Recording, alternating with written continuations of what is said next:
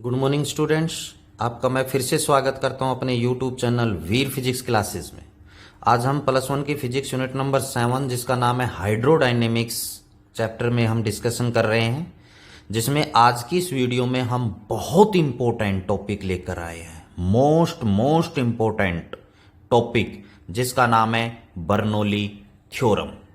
बच्चों, ये जो टॉपिक है वो बहुत इंपॉर्टेंट है एग्जाम के व्यू से भी और अदर एग्जाम्स के लिए भी। आज हम इस वीडियो में स्पेशली बर्नौली थ्योरम की स्टेटमेंट, बर्नौली थ्योरम का प्रूफ और बर्नौली थ्योरम की हम एप्लीकेशंस के बारे में डिस्कस करने जा रहे हैं। तो इसलिए बच्चों, इस वीडियो को बड़े ध्यान से समझना है, ध्यान से देखना है, क्योंकि ये बहुत इंपॉर्टेंट टॉपिक है।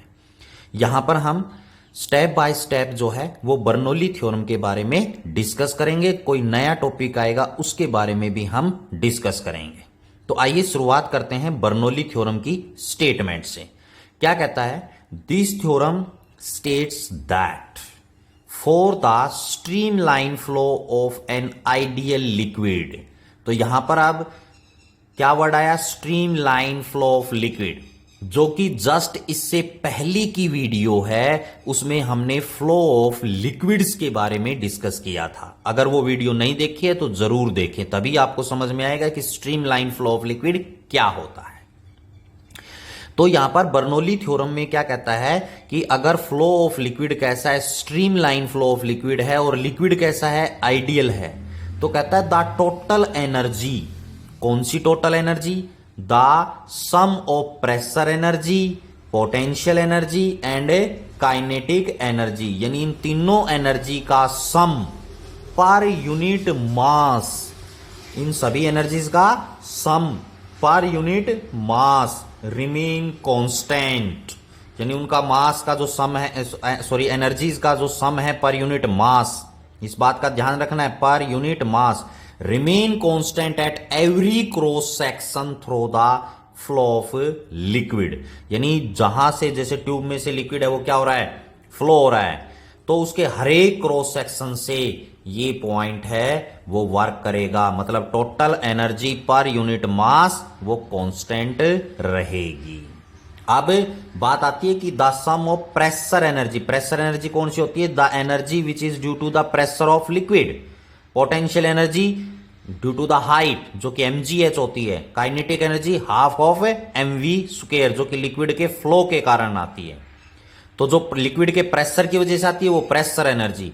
पोटेंशियल मतलब लिक्विड के हाइट की वजह से जो आती है mgh, वो potential energy. Kinetic energy liquid के फ्लो की वजह से आती है, जो कि हाफ ऑफ mv स्क्वायर के बराबर होती है। तो इन सभी एनर्जीज का सम पर यूनिट मास वो क्या रहता है? कांस्टेंट रहता है।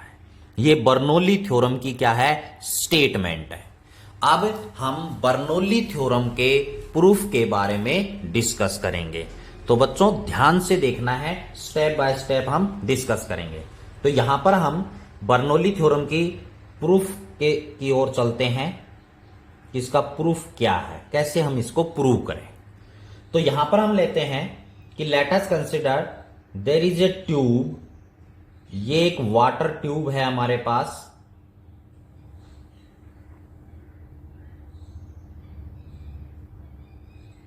जिसका वन एंड जो है उसका क्रॉस सेक्शन एरिया है वो ज्यादा है,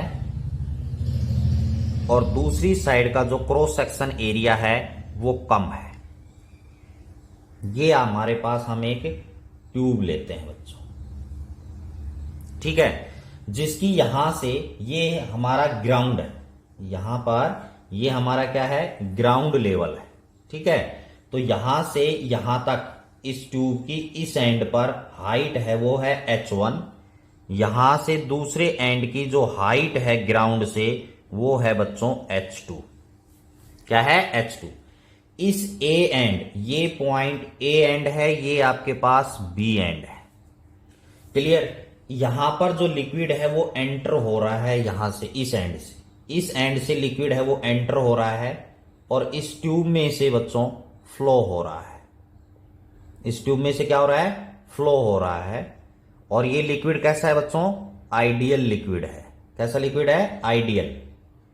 और स्ट्रीम लाइन फ्लो है, टर्बुलेंट फ्लो ऑफ लिक्विड नहीं है, स्ट्रीमलाइन फ्लो ऑफ लिक्विड है। Clear?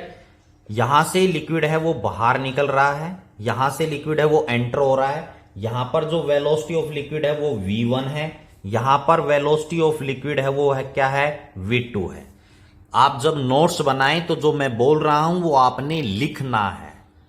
A point, B point, V1, H1 is the height of the A end from the ground, H2 is the height of the B point from the ground. V1 is the velocity at the end A, V2 is the velocity of end the B. यहां पर इसका जो cross section area है वो A है, A1, इसका cross section area A2, A1 and A2। Clear? तो ये आपके पास इस डायग्राम में यहां पर है। इसी प्रकार A एंड पर प्रेशर है वो P1, B एंड पर जो प्रेशर है वो बच्चों P2 है। P1 is the pressure at end A, P2 is the pressure at and B। Clear?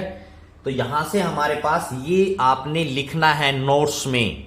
कभी आप इसको सीधा लिख दें, नोट्स में लिखना है कि हमने क्या क्या मेजर किया है, क्योंकि यहां पर मैं लिखूंगा तो ये बहुत लेंथी हो जाएगा। क्लियर? तो यहां पर आप लिख लेंगे कि P1 is the pressure at end A, P2 at B, this one. Clear?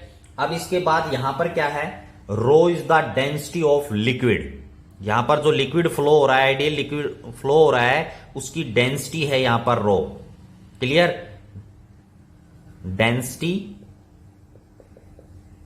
Of liquid. ठीक है, यहां से जो लिक्विड फ्लो हो रहा है उसकी डेंसिटी है रो। अब यहां पर हम देख रहे हैं कि जो A एंड है और B एंड है, दोनों की हाइट में डिफरेंस है। तो नेचुरली सी बात है कि P1 A एंड है, वहां पर प्रेशर ज्यादा होगा, B एंड पर प्रेशर कम होगा, क्योंकि A एंड पर यहां पर ये ग्राउंड के लेवल से हाइट इसकी कम है। A एंड के कंपैरिजन में आप देख रहे हैं इतनी हाइट क्या है, ज्यादा है B की। तो pressure due to the height आएगा। तो A पॉइंट पर जो प्रेशर है वो क्या होगा, ज्यादा होगा। क्लियर? यानी यहां पर P1 will be greater than P2, यानी प्रेशर है P1 A एंड पर वो ज्यादा होगा, P2 पर कम होगा। जैसे आप देखते हैं जनरली, अगर आपने मोटर है, वाटर मोटर है वो चलाई है और ट्यूब की मदद से आप छत पर पानी ले जाना चाहते हैं, तो आप क्या देखेंगे कि जहां पर आपने मोटर पर ट्यूब को ज्वाइंट किया है वहां पर प्रेशर ज्यादा होता है और छत पर प्रेशर कम होता है। आप देखते हैं कि अगर आप उसको ल्यू छोड़ देंगे तो वो तुरंत वहां से निकल जाएगी। क्यों?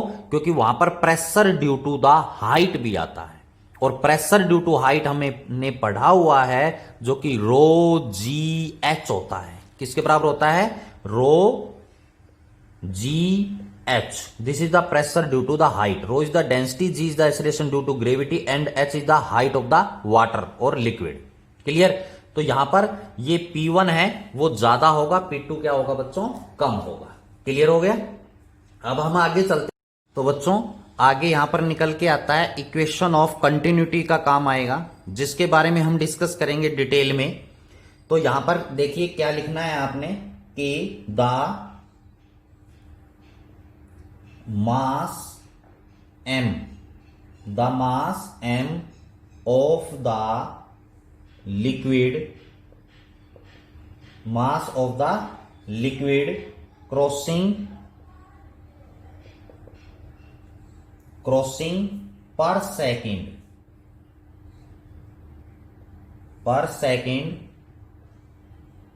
Throw any section of the tube in accordance with the equation of continuity is। तो बच्चों यहां पर क्या है, जैसे A एंड है और ये क्या है, B एंड है, तो यहां से मास ऑफ द लिक्विड, जैसे ए एंड से मास ऑफ लिक्विड जाएगा, बी एंड से मास ऑफ लिक्विड जाएगा पर सेकंड। बच्चों इन बातों पे ध्यान देना है तभी ये आएगा, अदरवाइज आप इनको पर सेकंड को आप छोड़ देंगे तो नहीं समझ में आएगा। तो mass of the liquid crossing per second through any section, जैसे ए एंड है, बी एंड है, इनको जो mass of liquid per second है क्रॉस करेगा तो according to equation of continuity, यानी इक्वेशन ऑफ कंटिन्यूटी क्या कहती है, इक्वेशन ऑफ कंटिन्यूटी ये कहती है कि जैसे आपके पास कोई भी ट्यूब है, जैसे यहां पर ये एक ट्यूब है, इससे लिक्विड एंटर हुआ है, इससे लिक्विड क्या हुआ है, आउट हुआ है, तो चाहे इनका क्रॉस सेक्शन एरिया, जैसे यहां पर मैं इसका एरिया ज्यादा बना देता हूं, जैसे हमने अभी बनाया हुआ है, तो ये जो ट्यूब है इसमें से लिक्विड एंटर हो रहा है, इसका क्रॉस सेक्शन एरिया A1, यहां पर वेलोसिटी V1 है, यहां पर इसका क्रॉस सेक्शन एरिया A2, यहां पर वेलोसिटी क्या है, V2 है। क्लियर। यहां से बाय द लिक्विड की डेंसिटी है वो ρ1 है, यहां से लिक्विड की डेंसिटी क्या है, ρ2 है। तो इक्वेशन ऑफ कंटिन्यूटी क्या कहती है कि जो मास पर यूनिट क्रॉसिंग सेक्शन पर सेकेंड वो बराबर होगा, यानी A1 ρ1 V1 ये बराबर होगा A1 और ρ2 एंड V2, ये बराबर होंगे। क्लियर। तो यहां पर आपके पास क्या है, मास पर सेकंड, मास पर सेकंड है ये। क्लियर। तो क्योंकि आपको पता है डेंसिटी है वो मास अपॉन वॉल्यूम होती है, तो मास किसके बराबर आ जाएगा, डेंसिटी इंटू वॉल्यूम के बराबर आ जाएगा। क्लियर। तो यहां पर इक्वेशन ऑफ कंटिन्यूटी में क्या कहा गया कि according to equation of continuity की इक्वेशन मैं लिख देता हूं यहां पर, इसके अकॉर्डिंग जो यहां पर हमारे पास है क्या, A1 V1 A1 is the cross section area, V1 is the velocity, into यहां पर क्या है, डेंसिटी। ठीक है। रो क्या है, डेंसिटी ऑफ लिक्विड, क्योंकि लिक्विड तो सेम टाइप का फ्लो हो रहा है, तो यहां भी लिक्विड की डेंसिटी और यहां भी लिक्विड की डेंसिटी कैसी है, सेम।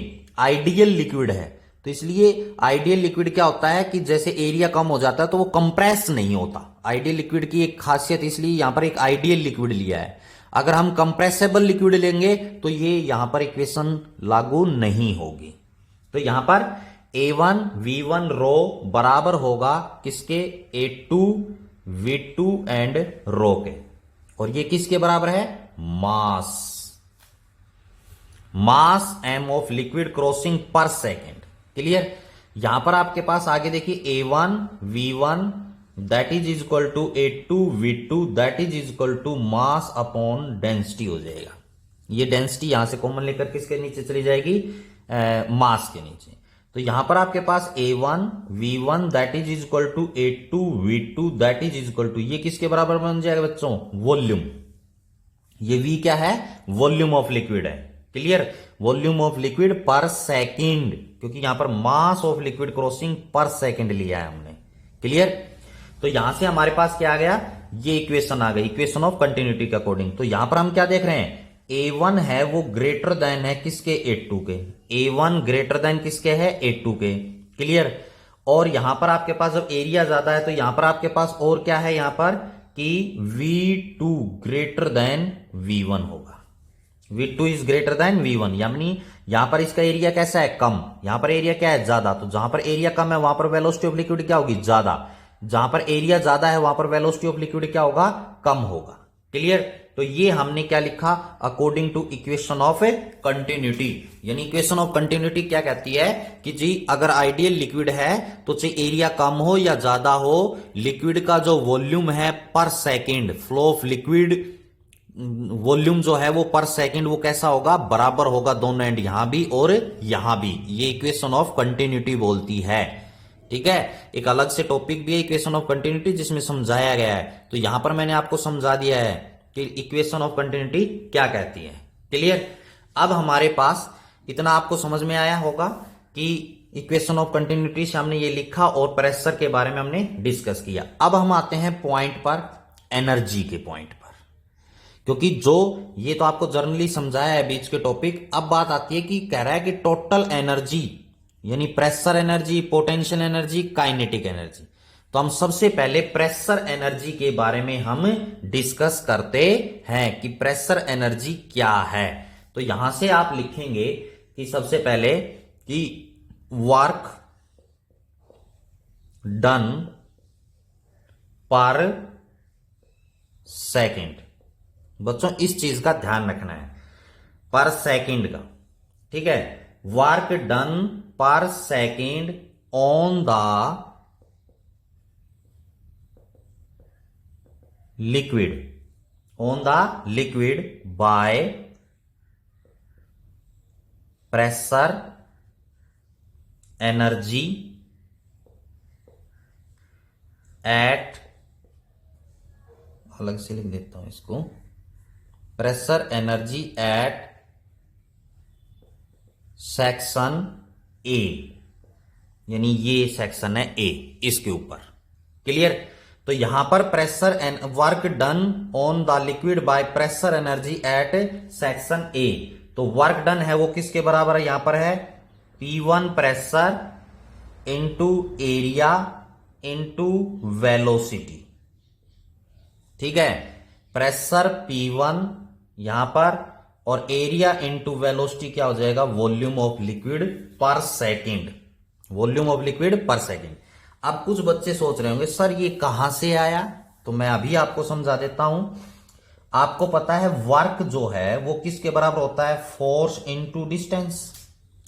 फोर्स है वो किसके बराबर होता है, प्रेशर इंटू एरिया, ये एस डिस्टेंस हो गया। क्लियर हो गया। समझना है कि ये कैसे आया है। वर्क डन निकाल रहे हैं हम, तो वर्क किसके बराबर होगा, फोर्स इंटू डिस्टेंस। फोर्स किसके बराबर होगा, प्रेशर इंटू एरिया, क्योंकि प्रेशर है वो फोर्स अपॉन एरिया होता है, तो force pressure into area. Clear. लेकिन यहां पर वर्क जो है वो हम पर सेकंड निकाल रहे हैं, तो पर सेकंड का मतलब बटे समय, टाइम, तो pressure into area into distance बटे टाइम। तो यहां पर डिस्टेंस अपॉन टाइम है वो क्या बन जाएगा बच्चों, वेलोसिटी। तो प्रेशर इंटू एरिया इंटू क्या बन गया, वेलोसिटी। क्लियर। तो वर्क डन पर सेकंड है वो pressure into area into velocity. Clear हो गया। इससे यहां पर ये आया है आपके पास। अब बच्चों एरिया इंटू जो वेलोसिटी है वो किसके बराबर हो जाएगा, वॉल्यूम के बराबर। किसके बराबर, एरिया इंटू वेलोसिटी, ये क्या बन जाएगा, वॉल्यूम। क्लियर। ये रहा देखो, एरिया इंटू वेलोसिटी किसके बराबर है, volume of liquid, flow of liquid, volume जो है पर सेकेंड, वो v के बराबर है, according to equation of continuity. Clear हो गया। यहां पर इसी प्रकार किसके ऊपर लिखेंगे, लाइकवाइज आप लिख दीजिए, लाइकवाइज, या आप सिमिलरली भी लिख सकते हैं, likewise at section B section पर, लाइकवाइज या सिमिलरली आप लिख सकते हैं। किसके बराबर होगा बच्चों, P2 into V, P2 into V. Clear. P2 इस एंड पर प्रेशर है और V वॉल्यूम पर सेकेंड है, फ्लो ऑफ लिक्विड का वॉल्यूम जो है पर सेकेंड है। क्लियर। अब यहां पर लिखेंगे हम net work done per second, net work done per second on the liquid, on the liquid. Clear. Liquid के ऊपर by the pressure energy, on the liquid by the pressure energy, pressure energy. Clear. तो यहां पर किसके बराबर होगा बच्चों, P1 V minus P2 V। अब आप कहेंगे कि सर P1 माइनस P2 क्यों लिखा, क्योंकि P1 प्रेशर ज्यादा है, P2 प्रेशर कम है, तो ये वैल्यू क्या होगी, ज्यादा, ये वैल्यू क्या होगी, कम। तो घटाएंगे इनको, सब्सट्रैक्ट करेंगे, तो ये net work done per second on the liquid by pressure energy in moving liquid from A to B, pressure energy A to B भी लिख सकते हैं, ए से बी की तरफ। क्लियर हो गया। This is the pressure energy की बात हुई है हमारे पास। क्लियर। यहां तक अब आप नोट कर लीजिए ताकि मैं इसको अब रब करके आगे इसके में लिख सकूं। आगे देखिए बच्चों, अब हम बात करते हैं पोटेंशियल एनर्जी की। किसकी बात करते हैं, पोटेंशियल एनर्जी की। तो बच्चों ए एंड पर भी पोटेंशियल एनर्जी है और बी एंड पर भी पोटेंशियल एनर्जी है। ए एंड पर जो पोटेंशियल एनर्जी होगी वो क्या होगी, mgh1। बी एंड पर क्या होगी, mgh2। क्लियर, क्योंकि हाइट के अंदर क्या है, डिफरेंस है बच्चों। तो यहां पर ए बी एंड पर एनर्जी है, पोटेंशियल एनर्जी वो ज्यादा है, ए एंड पर पोटेंशियल एनर्जी क्या है, कम है। तो यहां पर हम इंक्रीज निकालेंगे, कितनी इंक्रीज हुई है पोटेंशियल एनर्जी। तो यहां पर आप लिखेंगे increase in potential energy per second. बच्चों इस थ्योरम में इस चीज का जरूर ध्यान रखना है कि पर यूनिट मास है या पर सेकेंड है, अदरवाइज आप गलत कर देंगे। Energy per second of the liquid from A to B, A से बी में। तो ए पॉइंट पर आपके पास पोटेंशियल एनर्जी ज्यादा होगी या बी पर, बी पॉइंट पर पोटेंशियल एनर्जी ज्यादा होगी क्योंकि इसकी हाइट ज्यादा है। तो इंक्रीज कैसे निकालेंगे, mgh2 minus mgh1। Clear, difference ज्यादा में से कम को घटाएंगे क्योंकि एनर्जी नेगेटिव में नहीं है। क्लियर, तो ये किसकी बात हो गई, पोटेंशियल एनर्जी की बात हो गई। अब हम आगे चलते हैं, क्या, काइनेटिक एनर्जी। तो यहां पर ए पॉइंट पर काइनेटिक एनर्जी और बी पॉइंट पर काइनेटिक एनर्जी। ए पॉइंट पर काइनेटिक एनर्जी क्या होगी, हाफ ऑफ mv1 का स्क्वायर। यहां पर कितनी होगी, हाफ ऑफ mv2 का स्क्वायर। तो यहां पर मैंने इक्वेशन ऑफ कंटिन्यूटी में बताया था कि v2 जो है वो ग्रेटर होगा और v1 क्या होगा, लेस होगा। यहां पर वेलोसिटी ज्यादा होगी, तो यहां भी इंक्रीज इन काइनेटिक एनर्जी निकालते हैं। Increase in kinetic energy per second, kinetic energy per second of the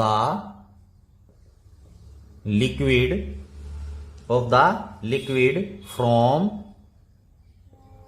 A to B, A से बी में। तो कैसे निकालेंगे इंक्रीज काइनेटिक एनर्जी में, बी पॉइंट पर काइनेटिक एनर्जी ज्यादा है, ए पॉइंट पर काइनेटिक एनर्जी क्या है, कम है। तो इंक्रीज आप कैसे निकालेंगे, यहीं पे लिख देता हूं, हाफ ऑफ mv2 का square minus half of mv1 का स्क्वायर। इसकी वेलोसिटी ज्यादा है, इसकी वेलोसिटी क्या है, कम है। तो अब हमने तीनों एनर्जीज के बारे में डिस्कस कर लिया, प्रेशर एनर्जी, पोटेंशियल एनर्जी और काइनेटिक एनर्जी। क्लियर, लेकिन यहां पर क्या है, कहता है पर इन तीनों एनर्जीज का सम पर यूनिट मास। तो सबसे पहले हम यहां पर इन तीनों के सम और इनकी इक्वेशंस के बारे में डिस्कस करते हैं। तो बच्चों यहां पर अब आप आके क्या करेंगे, according to work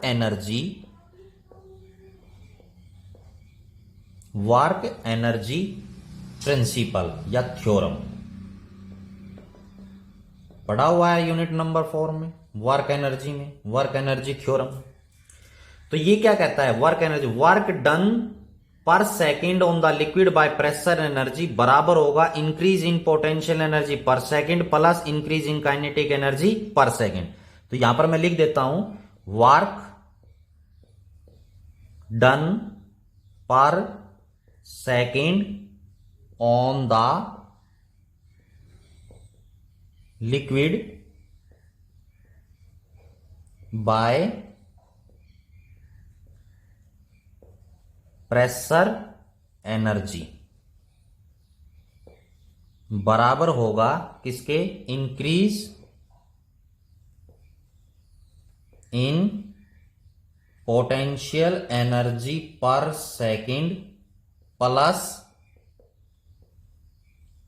increase in kinetic energy per second.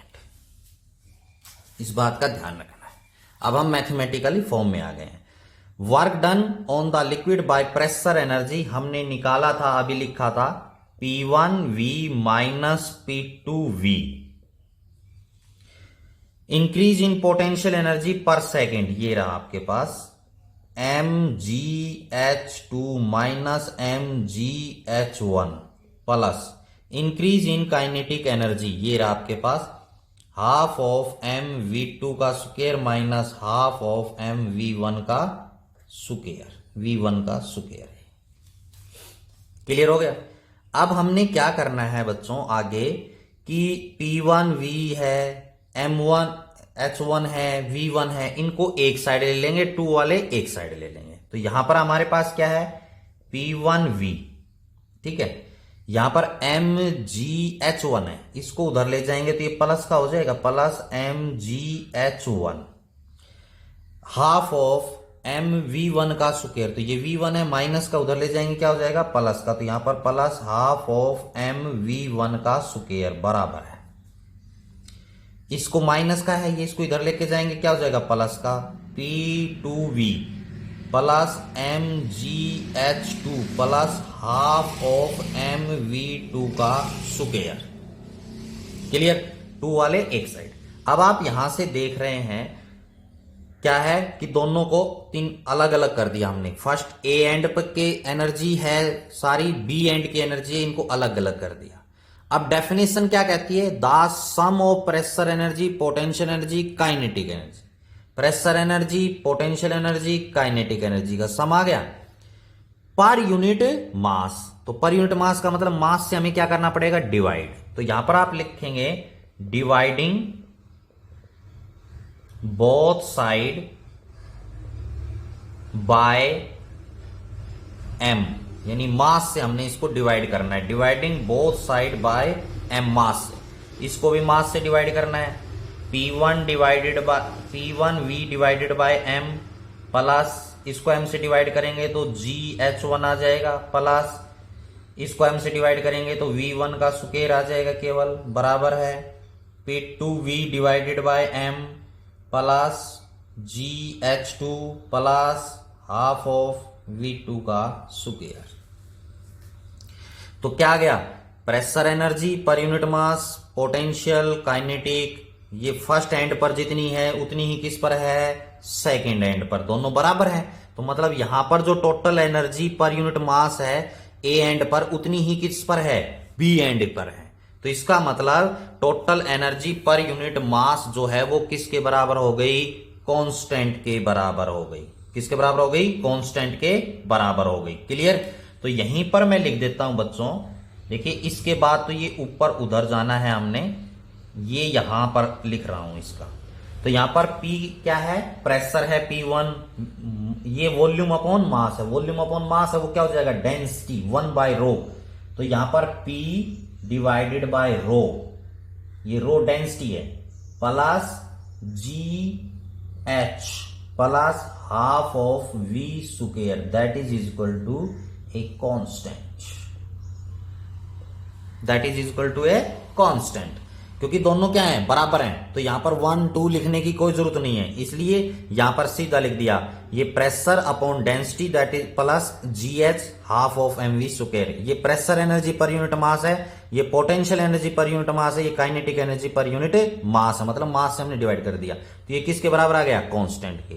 यही स्टेटमेंट थी, यही हमने प्रूव किया। This is the proof of Bernoulli theorem. बिल्कुल ध्यान से आपने इसको समझना है, स्टेप बाय स्टेप मैंने आपको बताया कि कैसे क्या आया है। क्लियर। अब बच्चों बर्नौली थ्योरम की कुछ लिमिटेशन है। लिमिटेशन स्टार्टिंग में आपको पता चल गई डेफिनेशन में कि लिक्विड का फ्लो है वो कैसा होना चाहिए स्ट्रीमलाइन। अगर लिक्विड टर्बुलेंट है तो ये बर्नौली थ्योरम वर्क नहीं करेगी। लिक्विड है वो आइडियल लेना है, अगर इसके अलावा कोई लिक्विड हुआ तो ये बर्नौली थ्योरम है यहां पर वर्क नहीं करेगी, मतलब कामयाब नहीं है, यहां पर ये प्रूव नहीं होगा। अगर आइडियल लिक्विड है वो कंप्रेसेबल है, कंप्रेस हो गया तो यहां पर एरिया ज्यादा है, यहां पर एरिया क्या है कम है, तो लिक्विड क्या हो जाएगा कंप्रेस। तो यहां पर फ्लो ऑफ लिक्विड यानी फ्लो ऑफ लिक्विड मास है पर सेकंड वो बराबर नहीं आएगा, वॉल्यूम पर सेकंड है वो बराबर नहीं आएगा, इसलिए बर्नौली थ्योरम एप्लीकेबल नहीं होगी। आइए बच्चों अब हम डिस्कस करते हैं बर्नौली थ्योरम की एप्लीकेशंस के बारे में। तो जैसे कि बर्नौली थ्योरम की स्टेटमेंट और उसका प्रूफ इंपॉर्टेंट है, उसी प्रकार बर्नौली थ्योरम की एप्लीकेशंस भी इंपॉर्टेंट हैं, बहुत इंपॉर्टेंट है। एग्जाम में आपके से एप्लीकेशन भी पूछ सकता है, वो बर्नौली थ्योरम की स्टेटमेंट भी पूछ सकता है, या 5 मार्क्स में अगर वो क्वेश्चन देता है तो वो बर्नौली थ्योरम का प्रूफ, उसकी स्टेटमेंट के बारे में पूछ सकता है। तो इसलिए एप्लीकेशन है उनको भी ध्यान से देखना है। तो सबसे पहली जो एप्लीकेशन है, जैसे एटमोस्फियर्स और ए स्प्रे, जो स्प्रे होती है वो किस प्रकार से वर्क करती है, तो वो भी बर्नौली थ्योरम के बेस पर है।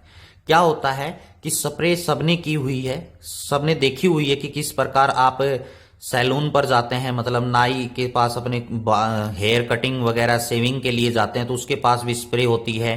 एज वेल एज हम खेतों में खरपतवार को खत्म करने के लिए भी स्प्रे करते हैं। क्लियर? आपका जो परफ्यूम होता है उसमें भी एक स्प्रे होती है।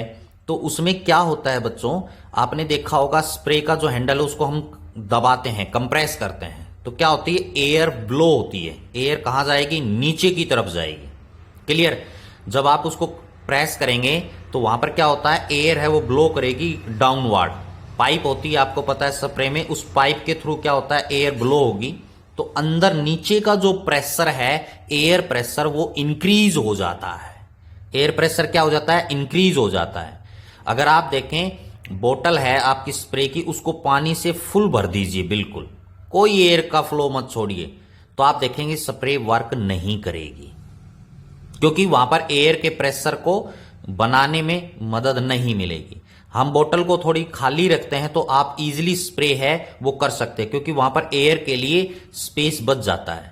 तो एयर का ब्लो है नीचे की तरफ जाता है, एयर का प्रेशर नीचे इंक्रीज हो जाता है, जिसकी वजह से वाटर है वो ऊपर की तरफ उठता है। तो इस प्रकार स्प्रे है वो काम करती है। इसी प्रकार lift on an aeroplane wing, जो एरोप्लेन की विंग्स हैं या हेलीकॉप्टर है, वो भी उसको उठने में मदद करता है। जैसे पंखड़ी हैं, जो विंग्स होती हैं पंखड़ियां, वो जब एक हाई स्पीड से घूमती हैं, जैसे हेलीकॉप्टर का है, हाई स्पीड से जब वो घूमती हैं तो नीचे एयर का प्रेशर इंक्रीज हो जाता है। एयर का प्रेशर इंक्रीज होता है, नीचे ऊपर का प्रेशर कम होता है, तो इसलिए हेलीकॉप्टर है या एरोप्लेन को ऊपर उठने में मदद करता है। लाइकवाइज नेक्स्ट एप्लीकेशन है blowing of the roof during storm, मतलब जैसे आंधी तूफान आता है तो उस दौरान आप देखते हैं झोपड़ी है या टीन शेड वगैरह डाले हुए हैं वो उड़ जाते हैं। क्यों उड़ते हैं? क्योंकि उसमें कब उड़ेंगे, वहां पर जब एयर का फ्लो है वो आर पार नहीं होगा। ठीक है? अगर जैसे आपका रूम है, ए वन साइड से ओपन है, अदर बाकी साइड से कैसा है, क्लोज है, तो क्या होगा, एयर अंदर जाएगी, तो वहां से अंदर एयर का प्रेशर क्या हो जाता है, इंक्रीज हो जाता है, तो इसकी वजह से छत है वो ऊपर की तरफ उड़ जाती है, उड़ जाती है। क्लियर? और अगर एयर का जो है वेंटिलेशन प्रॉपरली होगा तो एयर एंटर होगी और वो दूसरी साइड से क्या होगी, बाहर निकल जाएगी, तो छत है वो नहीं उड़ेगी, वहां पर एयर का वेंटिलेशन हो जाएगा, प्रेशर है वो इंक्रीज नहीं हो पाएगा।